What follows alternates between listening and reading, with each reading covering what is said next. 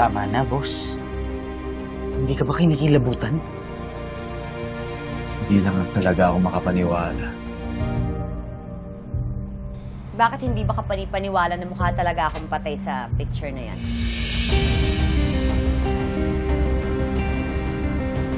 Kaya, huwag ka na magalit kung umalis ako na hindi ka kasama. Wala namang nangyari sa akin masama. Buti na lang kamo. Tunugan agad namin ni Marco. Pero, grabe ha. Manalo tong picture na to. Hindi ako makapaniwala na pull off natin. Legit na legit nga eh. Diba? Actually, kinilabutan nga rin ako sa picture na yan. Successful ang plano natin. Hindi naman mangyayari ang lahat ng to kung di dahil sa inyong dalawa. Kaya salamat. You're very much welcome. But, tandaan mo, ikaw to lahat eh. Support lang kami sa'yo. Kailangan malaman natin ang bawat kilos at galaw ni Jade para ma-strategize natin kung paano ko siya mumultuhin. Naisip ko rin i-suggest yun, boss eh. Ah, talaga ba? Sige. Manmanan mo na si Jade. Alamin mo lahat ng schedules niya. Oo, boss. Emma, duda ako dito sa mga kausap ni Jade eh. Parang mga high-class na goons. May inabot pang picture mo. Private investigator ka lang ba talaga? Actually, hindi lang siya magaling na investigador. Magaling din siyang hitman. Good.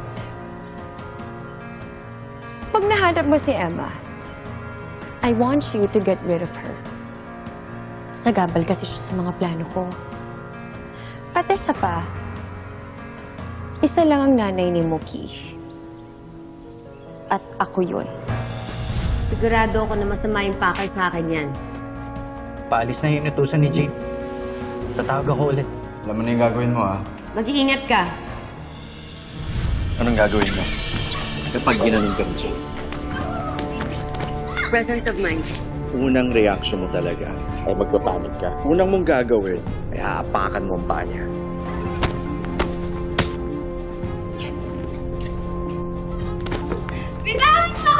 Bibigay mo lahat ng lakas mo. Gagamitin mo ang galit na nararamdaman mo kay Jade. Sisikuin mo ang tagiliran mo. Yung malakas na...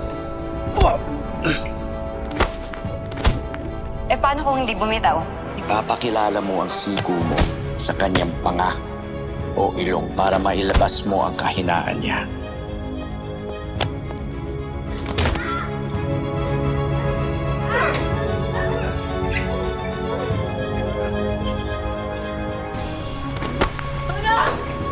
Tandaan mo, sa gera, utak, at dapat unahan kayo.